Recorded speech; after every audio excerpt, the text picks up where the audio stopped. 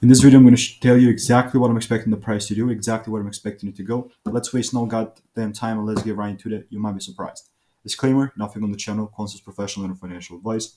Having that said, me and you can both look at the bottom right corner and see how this thing has actually performed in the past, which basically is really good, okay? You can see we have some huge numbers in here.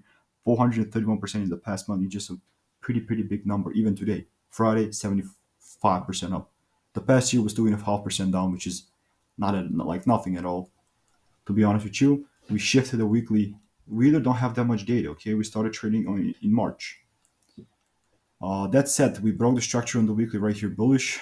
I like best case scenario, I would be expecting another break to just pull back and then make another break. This was going to be the best case scenario. But like either way, my expectations and opinions are as follows. I'm expecting the highs to continue to get cleared. We have a gap, we might be mitigating something like this, or mitigate this demand area and continue to go higher. These are my two scenarios that I'm expecting.